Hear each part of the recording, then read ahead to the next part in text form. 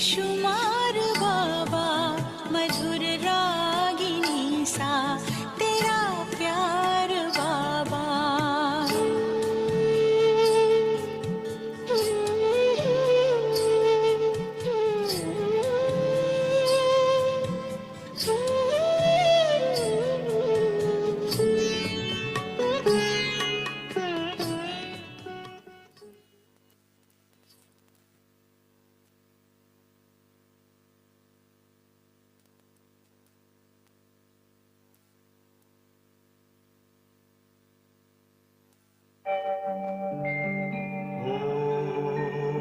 शांति शांति ओम शांति शांति।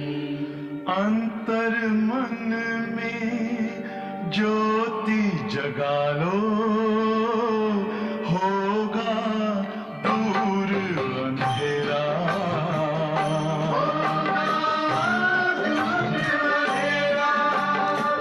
शिव का कर लो ध्यान, आ रहा पावन पुण्य सवेरा।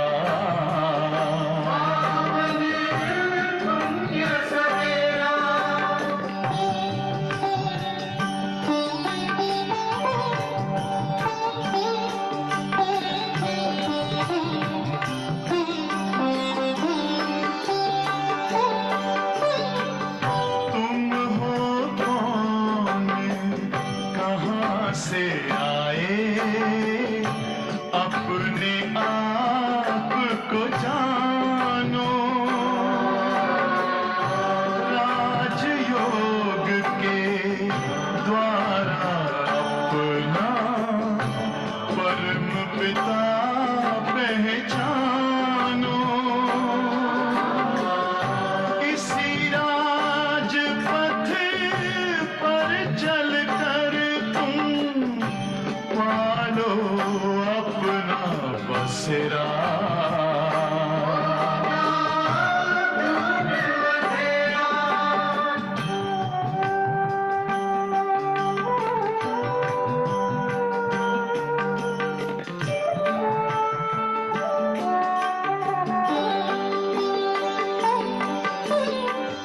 तुम हो आत्मा तन से न्यारे, परमात्मा को प्यारे। दिव्य गुणों को धारण करके योगी बनो दुलारे। ज्योति बिंदु ही तोड़ेगा ये माया मोह का घेरा।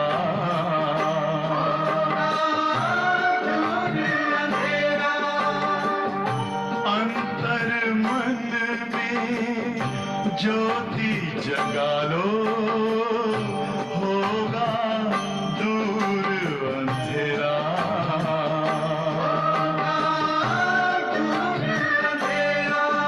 ओम शांति ओम शांति ओम शांति।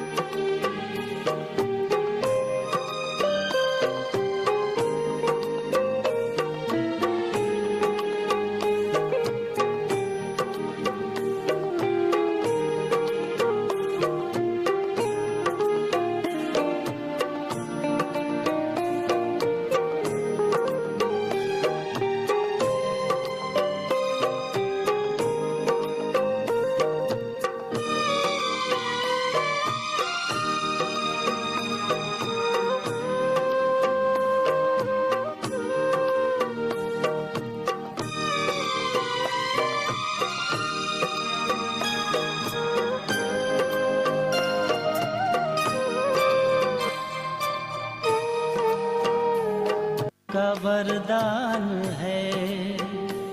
दिल की दुआएं वो पाए सभी का, हर दिल का अरमान है।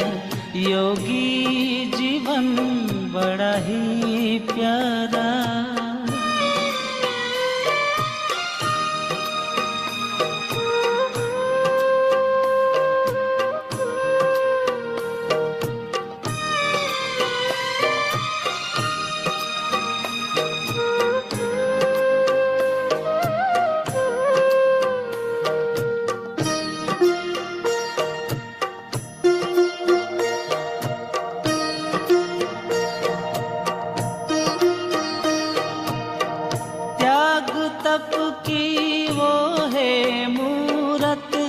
प्रभु सीरत की वो है सूरत।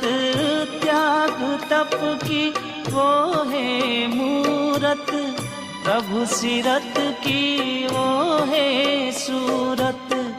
हर बंधन से मुक्त वो रहता, वो तो गुणों की खान है। योगी जीवन बड़ा ही प्यारा, ये प्रभु का वरदान है। योगी जीवन बड़ा ही प्यारा,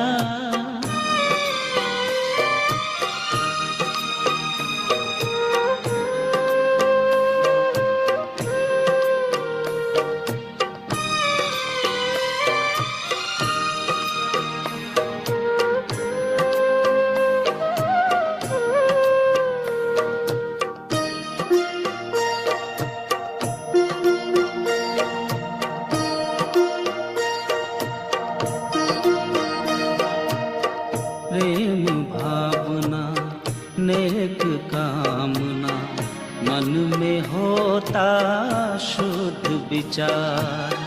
प्रेम भावना नेक कामना, मन में होता शुद्ध विचार। धरती पर वो सुख का सूरज, धरती पर वो सुख का सूरज, बांटे सब में प्यार। पांच तत्व का वो है मालिक, जग की जीवन दान है। योगी जीवन बड़ा ही प्यारा, ये प्रभु का वरदान है। योगी जीवन बड़ा ही प्यारा, ये प्रभु का वरदान है।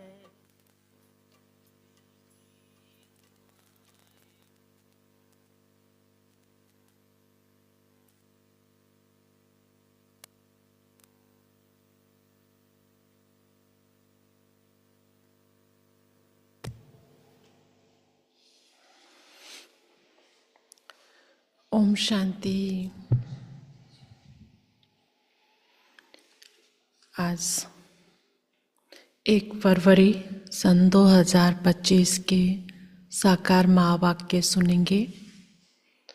आज के महावाक्य में बाबा कह रहे हैं, तुम आत्माओं का स्वधर्म शांति है, तुम्हारा देश शांति धाम है। शांति के देश से तुम आत्माएं आई हो,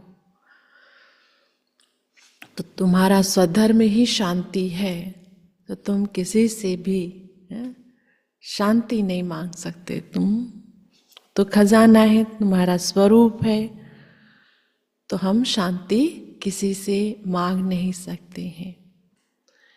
जब आत्मा की ये स्थिति होती है अशांति की, तो उसकी निशानी ये है कि हम अपने खजाने को ही भूले हैं।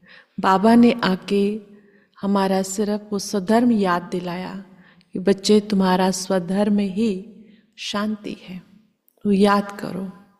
जितना अपने उस स्वधर्म में टिकेंगे, शांति का अनुभव करेंगे, योग युक्त रहेंगे। उस योग बल से ही सोने की दुनिया बनाते हो। पावन दुनिया बनाते हो, बाबा ने कहा यहाँ सोने का पहाड़ खड़ा कर देते हो। तो अपने स्वधर्म में बार बार टिकने का हमें अभ्यास करना है। तो सुनते हैं आज बाबा के डायरेक्ट वाक्य। मीठे बच्चे, तुम आत्माओं का स्वधर्म शांति है। तुम्हारा देश शांति धाम है। तुम आत्मा शांत स्वरूप हो, इसलिए तुम शांति मांग नहीं सकते। प्रश्न है, तुम्हारा योग बल कौन सी कमाल करता है?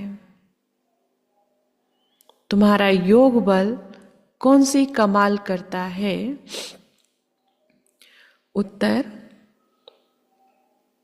योग बल से तुम सारी दुनिया को पवित्र बनाते हो।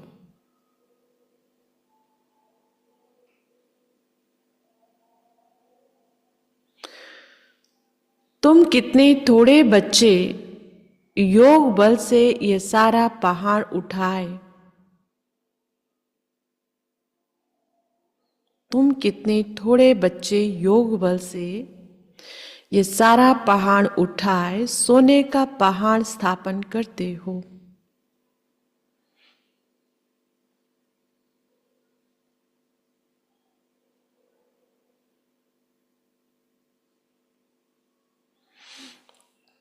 पांच तत्व सतो प्रधान हो जाते हैं, अच्छा फल देते हैं। सतो प्रधान तत्वों से यह शरीर भी सतो प्रधान होते हैं।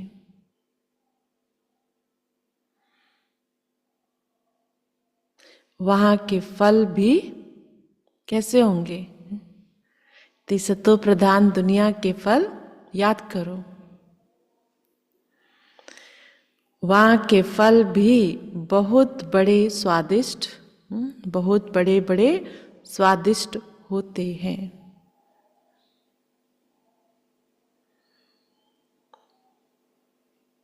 ओम शांति। जब ओम शांति कहा जाता है तो बहुत खुशी होनी चाहिए।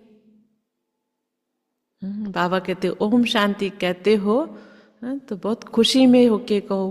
कोई करता है तो खुशी में हो, क्योंकि वास्तव में आत्मा है ही शांत स्वरूप। उसका स्वधर्म ही शांत है। इस पर सन्यासी भी कहते हैं, शांति का तो तुम्हारे गले में हार पड़ा है। शांति को बाहर कहाँ ढूंढते हो? आत्मा स्वतः शांत स्वरूप है। इस शरीर में पाठ बजाने आना पड़ता है। आत्मा सदा शांत रहे तो कर्म कैसे करेगी? आत्मा सदा शांत रहे तो कर्म कैसे करेगी? कर्म तो करना ही है। हाँ, शांति धाम में आत्माएं शांत रहती हैं। वहां शरीर है नहीं। कर्म करने साकार लोक में आती आत्मा साकार शरीर लेती है, तब कर्म करती है। वहां शरीर है नहीं। परम धाम घर में, शांति धाम घर में ये कोई भी सन्यासी आदि नहीं समझते कि हम आत्मा हैं, शांति धाम में रहने वाली हैं। बच्चों को समझाया गया है शांति धाम हमारा देश है। फिर हम सुखधाम में आकर पाठ बजाते हैं। फिर रावण राज्य होता है दुख धाम में। ये 84 जन्मों की कहानी है, भगवानुवाच है ना। अर्जुन प्रति भगवानुवाच अर्जुन प्रति कि तुम अपने जन्मों को नहीं जानते हो। एक को क्यों कहते हैं? क्योंकि एक की गारंटी है। इन राधे कृष्ण की तो गारंटी है ना कि 84 जन्म लेते हैं, तो इनको ही कहते हैं। तुम अपने जन्मों को नहीं जानते, ये कोई बात एकदम स्ट्रिक्ट वो कह रहे हैं कि 84 जन्म है। तो एक एग्जाम्पल कहो या पक्का, तो ब्रह्मा बाबा के लिए, इसलिए बाकी बाबा के तो ये नहीं, जो शिक्षाएं दे रहे हैं हर आत्मा के प्रति है, लेकिन 84 जन्मों की कहानी नहीं जानते। ये बाप भी जानते हैं, बच्चे भी जानते हैं कि यह जो सब बच्चे हैं सब तो 84 जन्म लेने वाले नहीं हैं। कोई बीच में आएंगे, कोई अंत में आएंगे, इनकी तो सर्टेन है, इनकी तो ब्रह्मा बाबा की निश्चित है। इनको कहते हैं हे बच्चे, तो यह अर्जुन हुआ ना, रथ पर बैठा है ना। बच्चे खुद भी समझ सकते हैं हम जन्म कैसे लेंगे। सर्विस ही नहीं करते हैं तो सतयुग नई दुनिया में पहले कैसे आएंगे। ज्ञान समझ में आता है तो खुद को ही रियलाइज हो जाता है कि मेरे कितने जन्म होंगे। जब पुरुषार्थ ही नहीं कर रहे हैं, सेवाएं नहीं कर रहे हैं, तो सतयुग में आके पहले जन्म में फल कैसे लेंगे। पहले तो यहाँ पुरुषार्थ करो, तब वहां आके प्रारब्ध लो। तो पुरुषार्थ कम है तो प्रारब्ध भी कम ही, यानी लेट हल्का मिले। हल्का पुरुषार्थ तो हल्की प्रारब्ध। इनकी तकदीर कहाँ है। जो बाबा कहते हैं सर्विस ही नहीं करते तो सतयुग नई दुनिया में पहले कैसे आएंगे। इनकी तकदीर कहाँ है। पीछे जो जन्म लेंगे उनके लिए तो पुराना घर होता जाएगा ना। मैं इनके लिए कहता हूं जिनके लिए तुमको भी सर्टेन है। तुम भी समझ सकते हो मम्मा बाबा 84 जन्म लेते हैं। कुमार का है, कुमार का कौन है? दादी प्रकाशमणि। चित्र में जो देख रहे हैं ना स्टेज से सेकंड फोटो, जनक है उस साइड से सेकंड।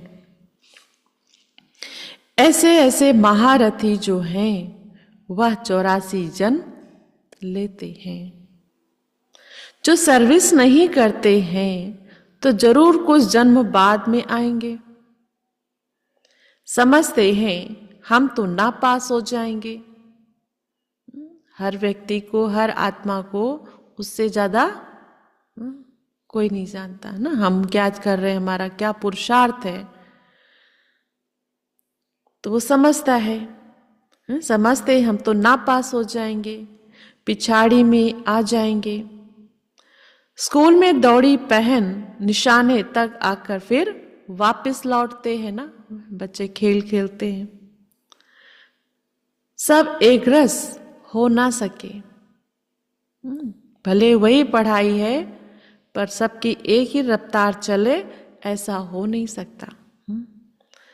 हम सब समझते हैं पर फिर भी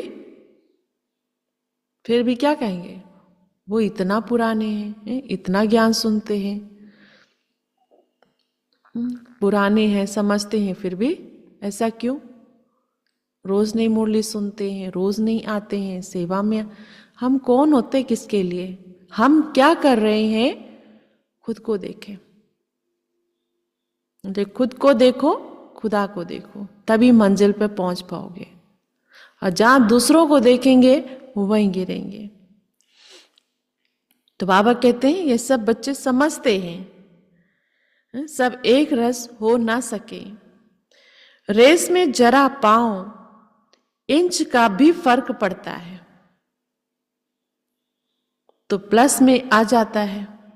थोड़ा सा भी खेल में देखें, कोई हवा में भी रह गया तो भी नहीं। यह भी अश्व रेस है। ये भी घोड़ों की रेस है। अश्व घोड़े को कहा जाता है, रथ को भी घोड़ा कहा जाता है। बाकी ये जो दिखाते हैं, दक्ष प्रजापिता ने यज्ञ रचा, उसमें घोड़े को हवन किया, ये सब बातें है नहीं।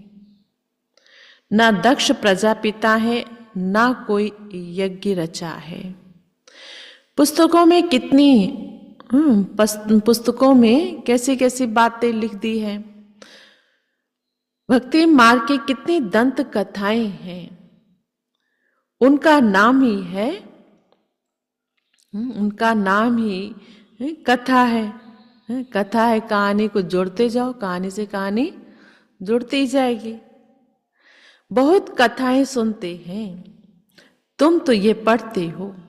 यहाँ कथा कहानी नहीं सुन रहे, यहाँ पढ़ाई पढ़ रहे हैं। पढ़ाई पढ़ने में कथा सुनने में अंतर है, बहुत अंतर है। बस सुन लिया, उसके बाद कोई मतलब नहीं, सुन लिया, मर्जी कहे तो लेंगे, नहीं है तो। लेकिन पढ़ाई माना क्या पढ़ा, कितना समझा। इसलिए बाबा कह रहे हैं तुम तो ये पढ़ते हो, पढ़ाई को कथा थोड़ी कहेंगे।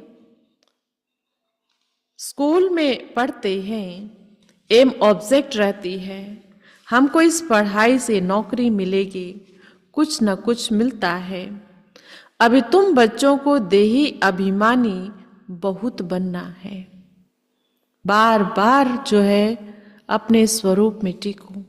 जो हम अपने स्वरूप को भूल चुके हैं, उस स्वरूप को बार बार बाबा कहते उसको नेचुरल बनाओ, यही मेहनत है। बाप को याद करने से ही विकर्म विनाश होंगे। अपने स्वरूप में टिके हुए बिना हम बाप को याद नहीं कर सकते हैं, और बाप को याद नहीं करेंगे तो विकर्म विनाश नहीं होंगे। खास याद करना होता है, ऐसे नहीं कि मैं तो शिव बाबा का बच्चा हूं ना, फिर याद क्या करें। मैं तो हूं ही बाबा के, इतनी बड़ी गफलत हम ही में रह जाते। ठीक है, हम हैं ही बाबा के, तो बुद्धि फिर बाहर क्यों जा रही है। ऐसा हो चटक जाए बुद्धि, मैं बाप का बाबा मेरा नहीं। याद करना है, मेहनत करनी है। अपने को स्टूडेंट समझकर हम आत्माओं को शिव बाबा पढ़ा रहे हैं, ये भी भूल जाते हैं। शिव बाबा एक ही टीचर है जो सृष्टि के आदि मध्य अंत का राज सुनाते हैं, यह भी याद नहीं रहता है। हर एक बच्चे को अपने दिल से पूछना है कि कितना समय बाप की याद ठहरती है। जास्ती टाइम तो बाहर मुक्ता में ही जाता है, यह याद ही मुख्य है। इस भारत के योग की ही बहुत महिमा है, परंतु योग कौन सिखलाते हैं ये किसको पता नहीं है। भारत का प्राचीन राजयोग, पर वो योग कौन सा।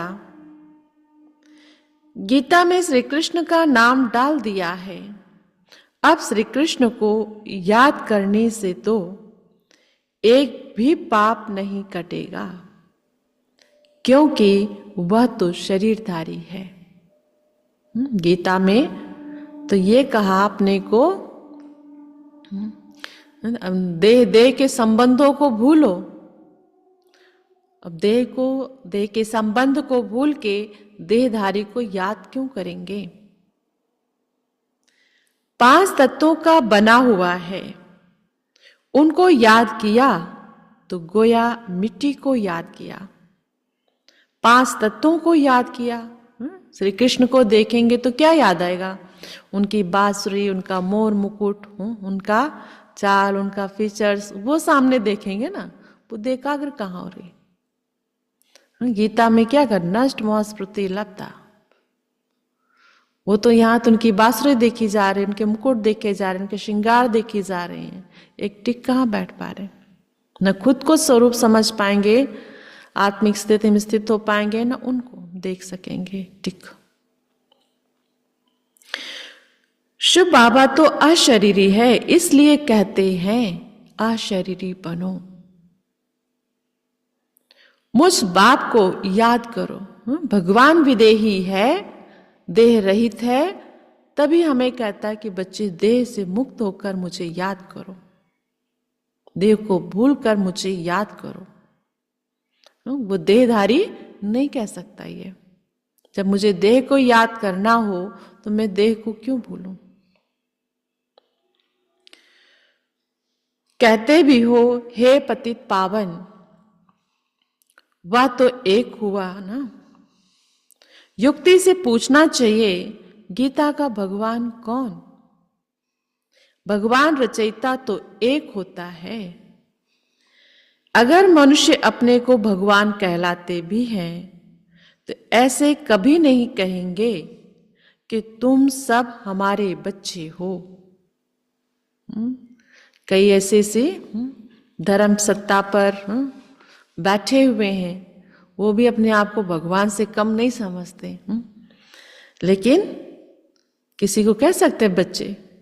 वो तो गुरु और शिष्य का ही दर्जा चलता है। भगवान के साथ तो हमारा पिता और पुत्र का भी संबंध है।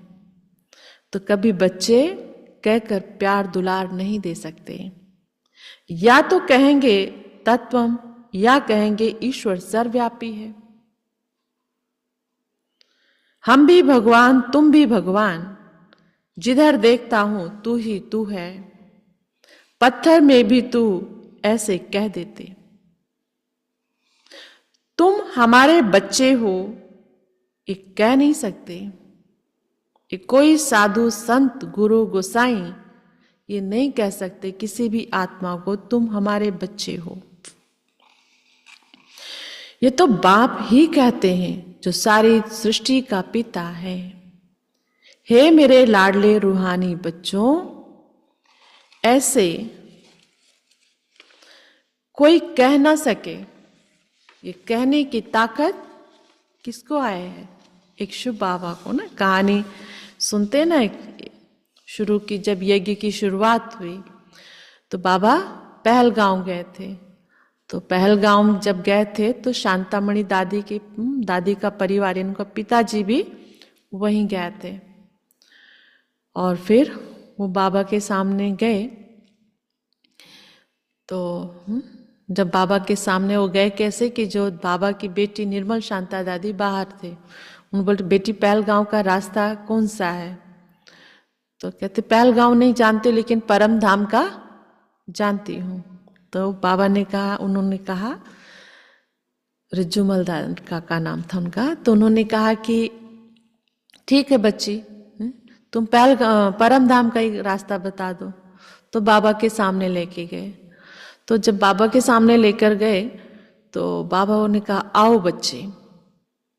जैसे उनको कहा आओ बच्चे, तो उनको ये अजीब लगा कि मेरे जैसा तो ये भी दिख रहे हैं। भाई भाई बोलो, कुछ और बोलो, बच्चे में थोड़ी उनके आगे, बराबर की एज है, मेरे को बच्चे कह रहे हैं। जैसे वो उनको फीलिंग आई तो तुरंत परम धाम का साक्षात्कार हुआ। निराकार शिव बाबा को देखा और उसके बाद पूरा जीवन ही, पूरा परिवार ही यज्ञ सेवा में लग गया, पूरा जीवन पलट गया उनका। तो ये कहने का अधिकार एक बाबा को ही है।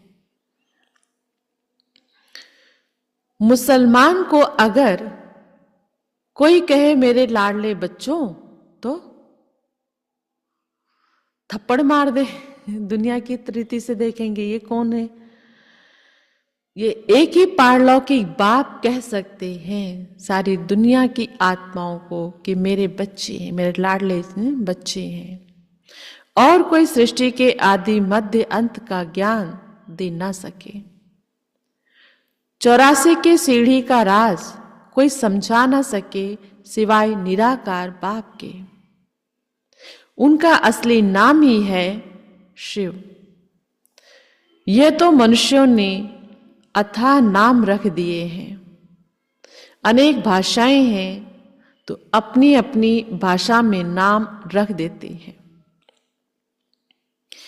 जैसे बॉम्बे में बबुलनाथ कहते हैं, परंतु वह अर्थ थोड़ी समझते। तुम समझते हो बबुलनाथ, कितने नाम है भगवान के, बबुलनाथ, सोमनाथ, भूतनाथ भी है, लेकिन उसका अर्थ क्या है? तो बाबा कहते बबुलनाथ नाम तो रख दिया है, पर समझते थोड़ी हैं। तुम समझते हो कांटों को फूल बनाने वाला, कांटों को फूल बनाने वाला, इसलिए है वो बबुलनाथ। कांटे कौन? 5 विकारों के कांटे। भूतनाथ, भगवान ने आत्मा के 5 भूतों को भगाया है। वैद्यनाथ, उससे बड़ा रोगों को दूर करने वाला कोई और नहीं है। भारत में शिव बाबा के हजारों नाम होंगे, अर्थ कुछ नहीं जानते, अर्थ एक का भी नहीं जानते। विश्वनाथ कहते, बनारसनाथ, काशीनाथ नहीं कहते। क्या कहते?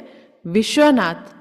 विश्वनाथ का मतलब सारे विश्व का मालिक है, सिर्फ एक कोने का मालिक नहीं है वो। पशुपतिनाथ, भगवान सारी सृष्टि, हर प्राणी का वो पिता है। और जब इंसान आत्मा जो है पाशवृत्ति समान बन जाती है,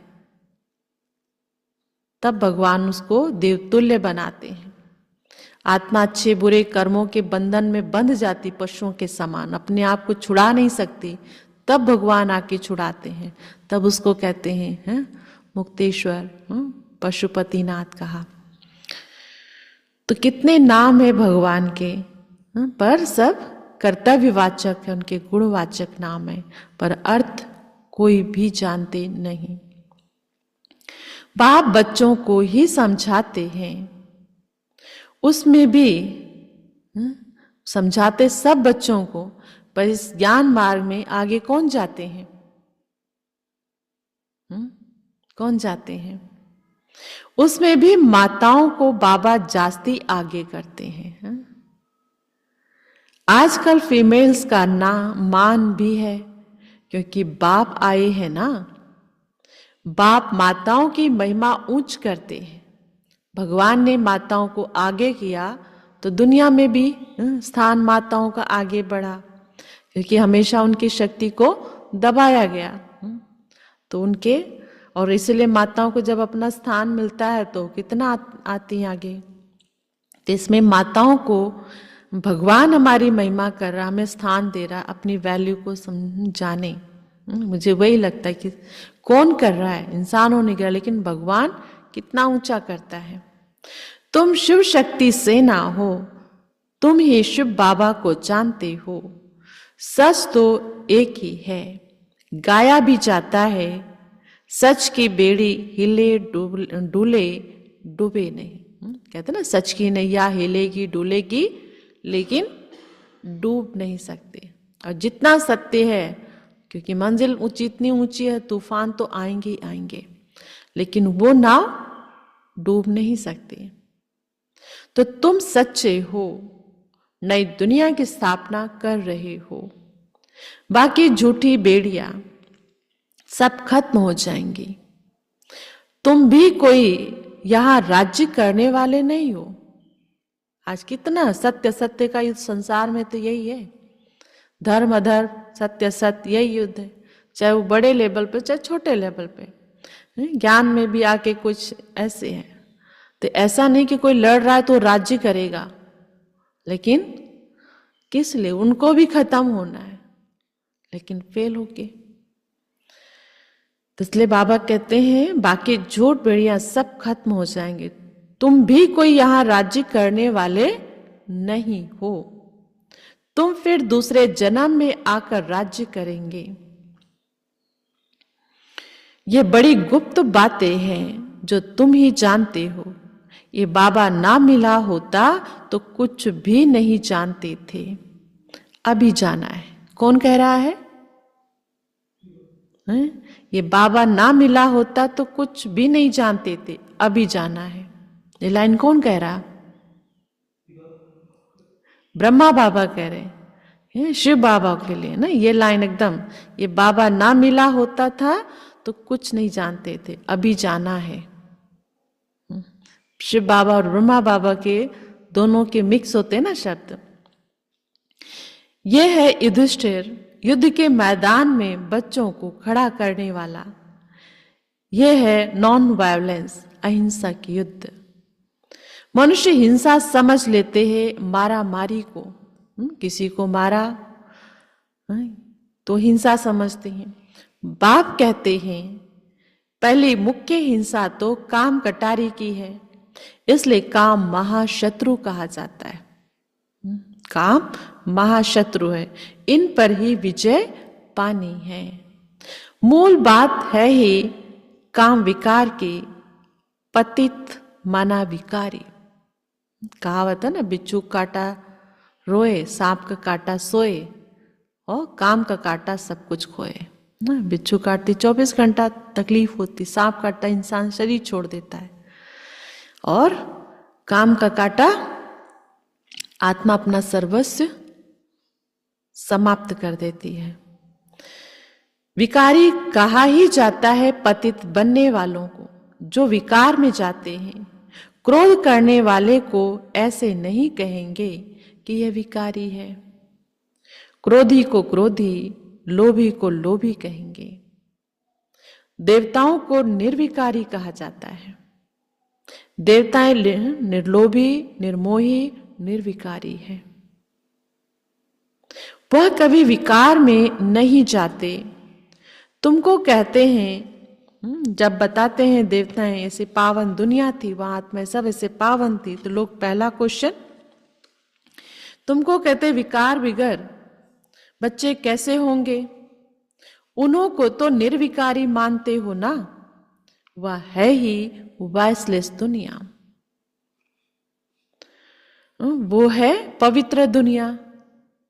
जब हम सुनते हैं द्वापर युग की कहानी, ऋषि मुनि तपस्या में बैठे, जो चाहिए पानी बारिश सब कुछ एक पैदा हो जाता था, तो वो तो पावन दुनिया थी, वहां की बात ही कुछ और है।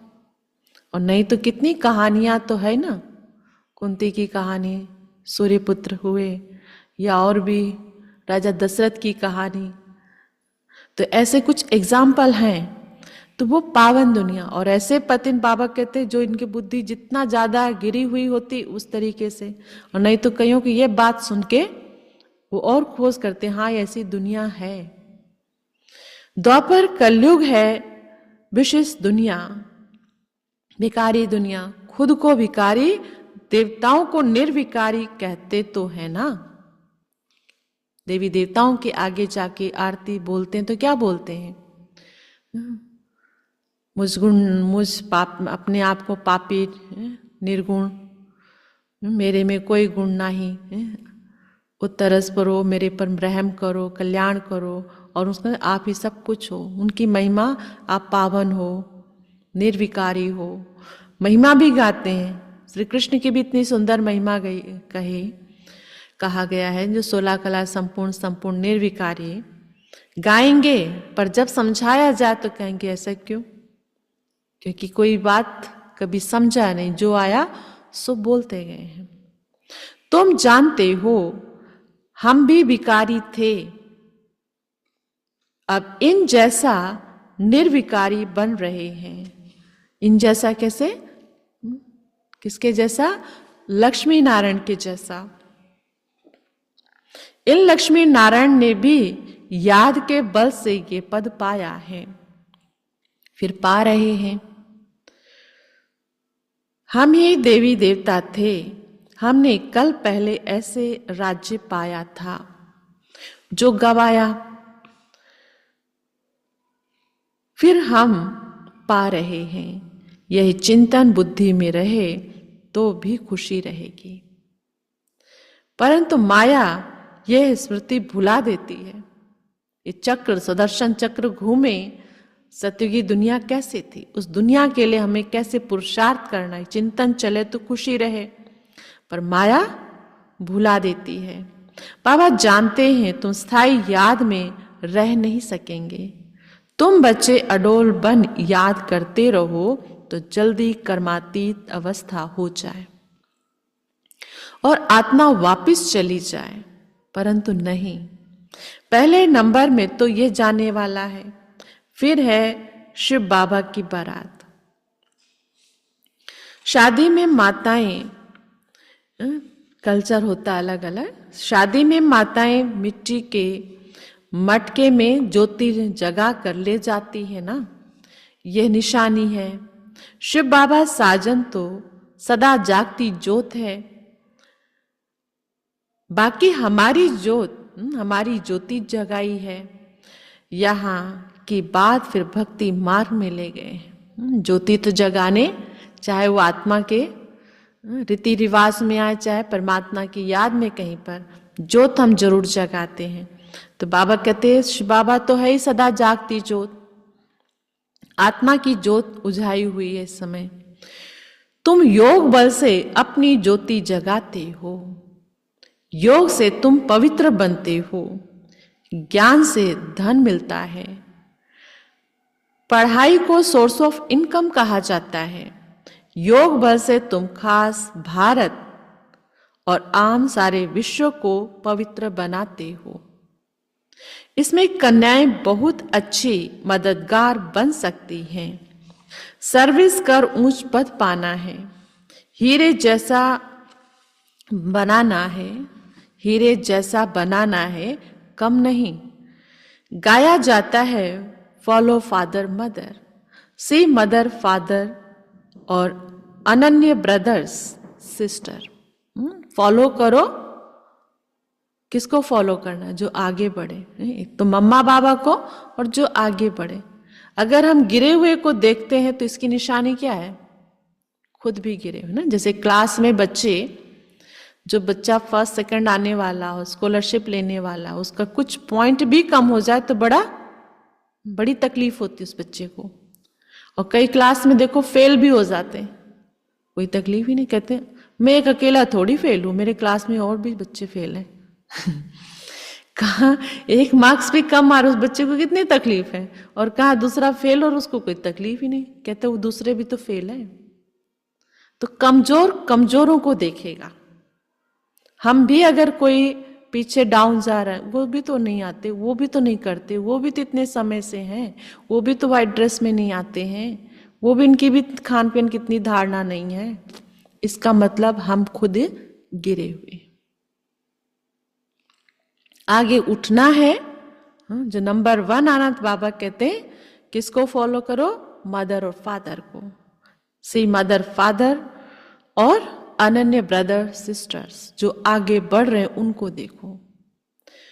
तुम बच्चे प्रदर्शनी में भी समझा सकते हो कि तुमको 2 फादर हैं, लौकिक और पारलौकिक। एक शरीर के पिता, एक आत्मा का पिता। इसमें बड़ा कौन?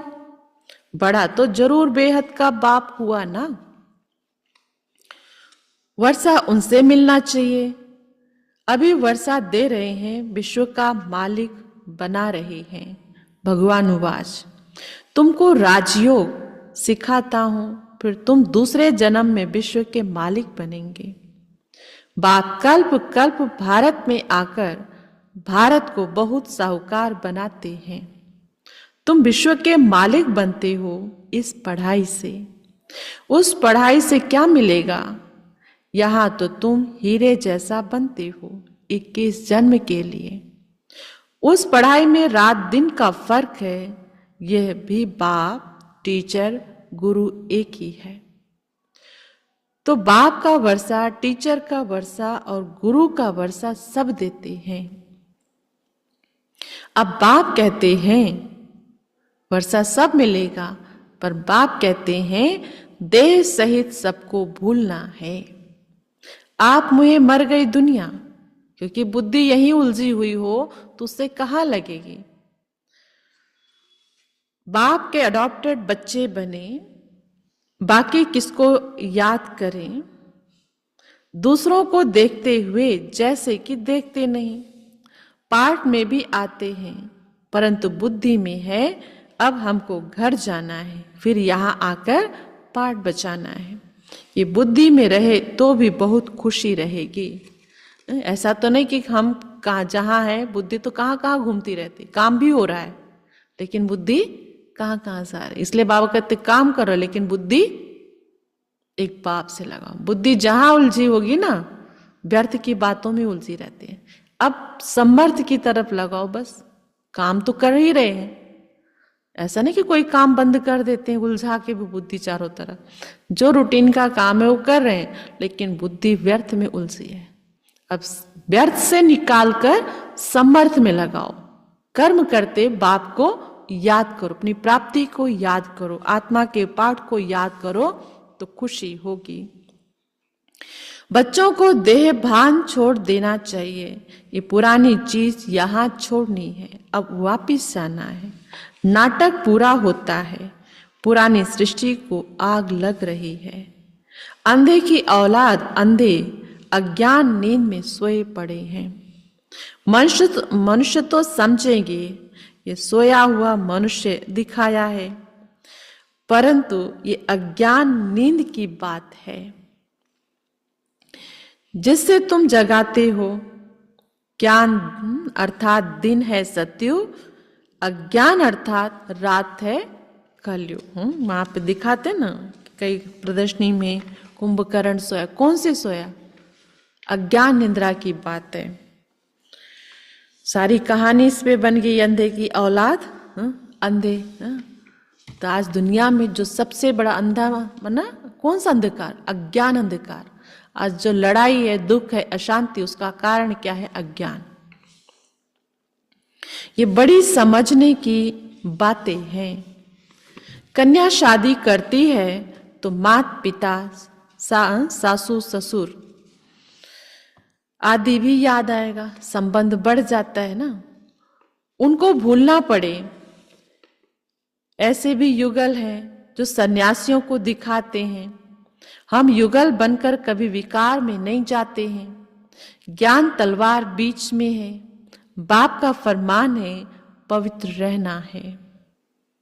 देखो यज्ञ में से बहुत कपल थे जो बाबा ने याद किया। देखो रमेश उषा है, बॉम्बे के रमेश भाई और उषा बहन कभी भी पतित नहीं बने हैं। ये डर है, अगर हम पतित बने तो 21 जन्मों की राजाई खत्म हो जाएगी, देवाला मार देंगे।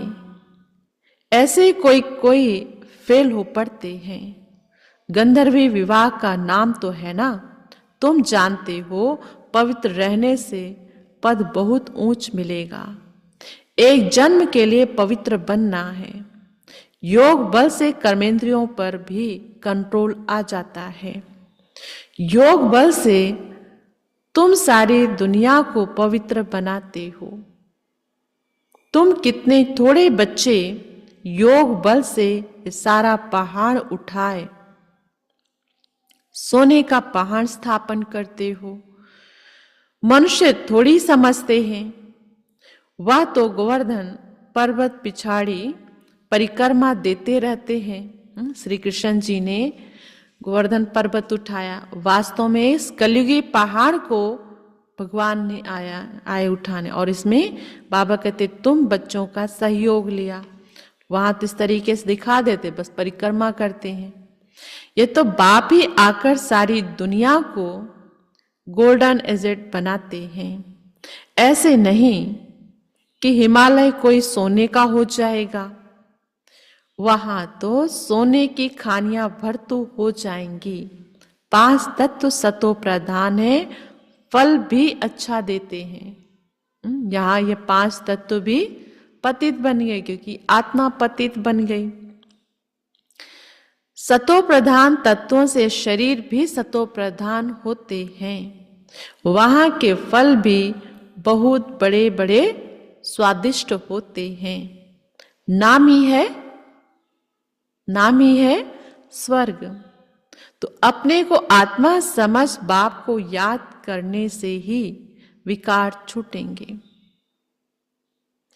जब तक सारा आधार ये खुद के स्वरूप में टिकने का, जितना आत्मिक स्थिति हमारी बनती जाएगी उतना बाबा को याद कर सकेंगे।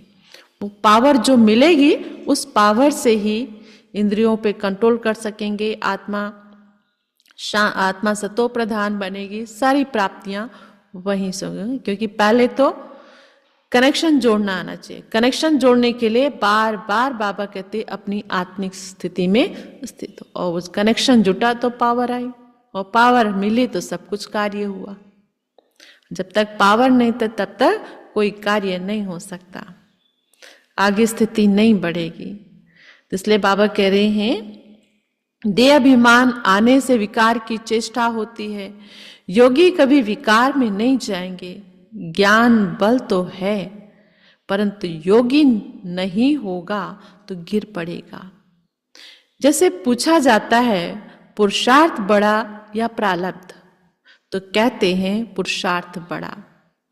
वैसे इसमें कहेंगे योग बड़ा। भाई प्रारब्ध, भाई पुरुषार्थ बड़ा या प्रारब्ध, तो क्या इसी प्रकार बाबा इसमें आज पहले पूछ रहे हैं योग बड़ा या ज्ञान बड़ा है।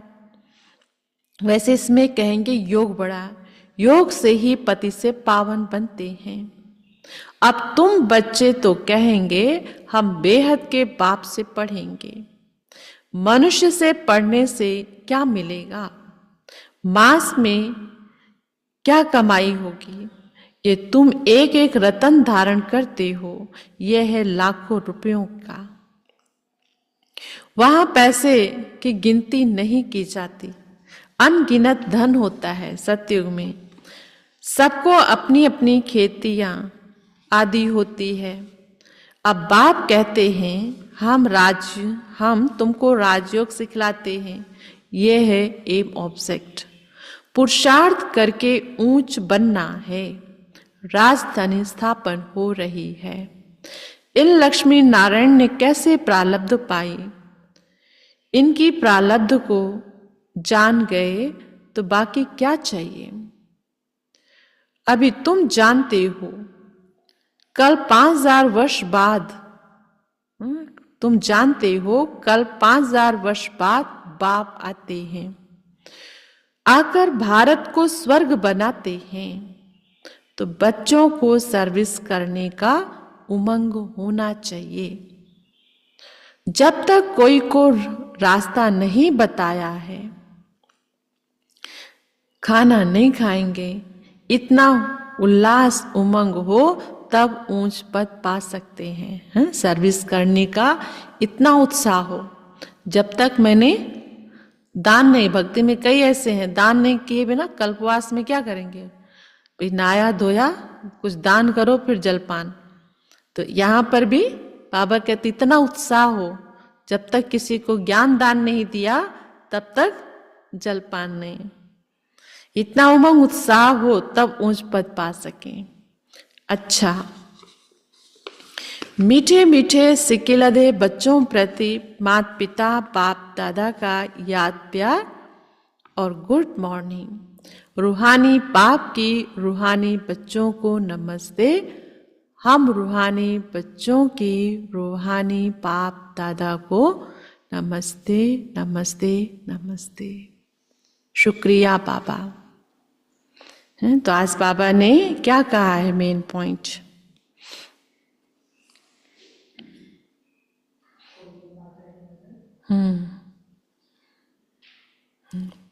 माता पिता को फॉलो करना है और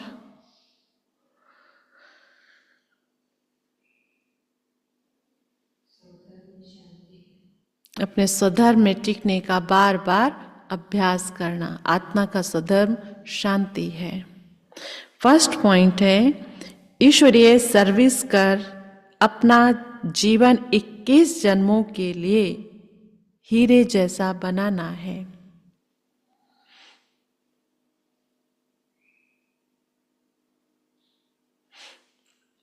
ईश्वरीय सर्विस कर अपना जीवन 21 जन्मों के लिए हीरे जैसा बनाना है।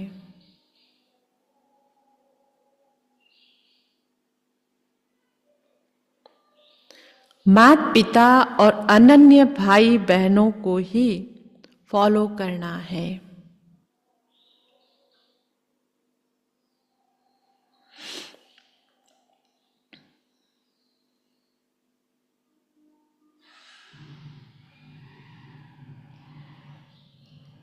सेकंड पॉइंट, कर्मातीत अवस्था बनाने के लिए, कर्मातीत अवस्था बनाने के लिए देह सहित सबको भूलना है।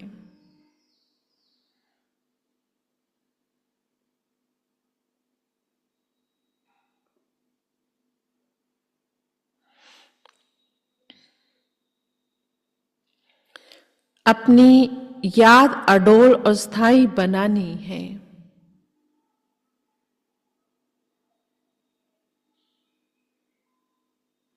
देवताओं जैसा निर्लोभी, निर्मोही, निर्विकारी बनना है। देवताओं जैसा निर्लोभी, निर्मोही, निर्विकारी बनना है।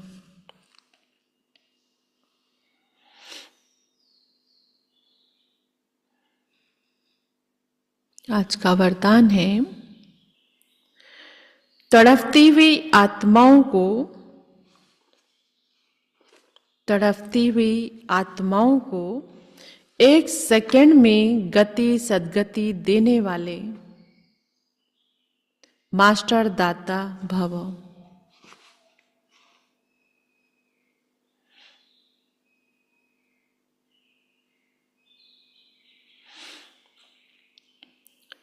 जैसे स्थूल सृजन का इंतजाम करते हो,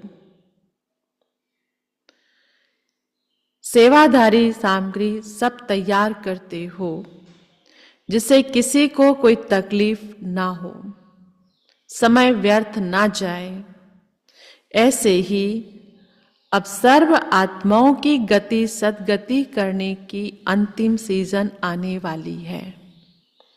तड़पती हुई आत्माओं को क्यों में खड़ा करने का कष्ट नहीं देना है। आते जाएं और लेते जाएं, इसके लिए एवर रेडी बनो।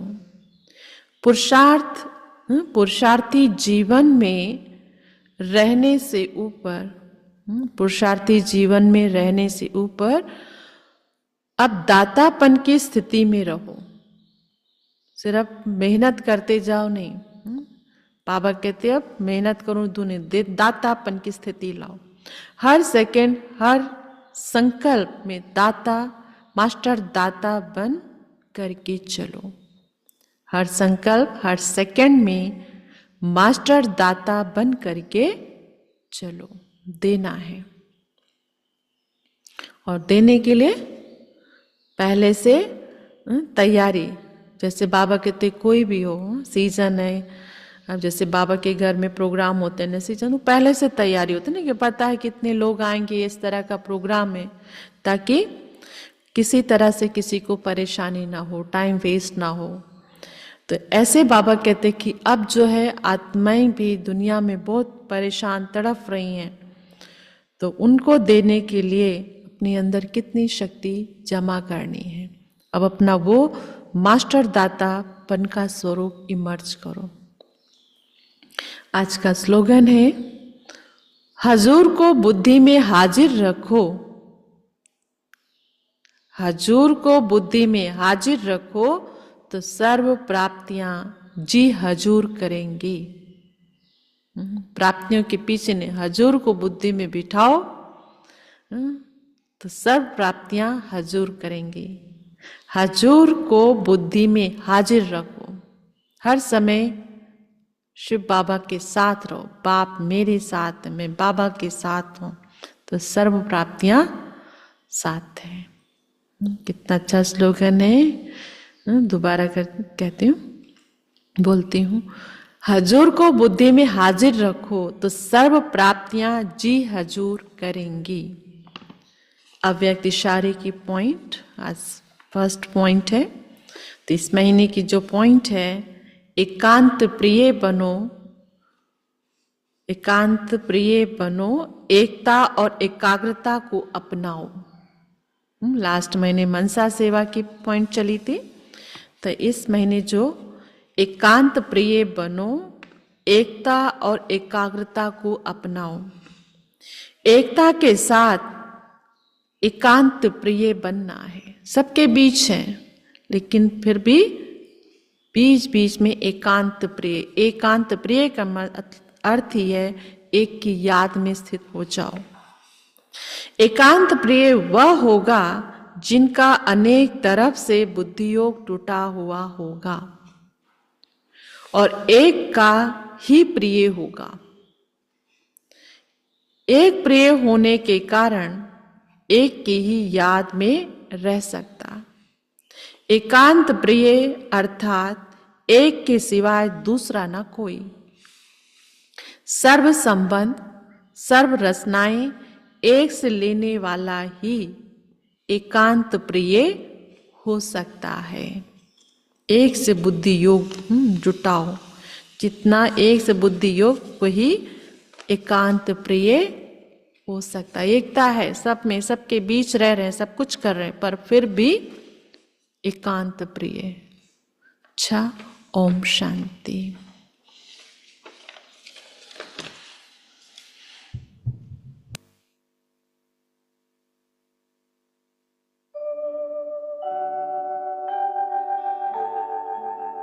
सद्गुण का धन बड़ा निराला,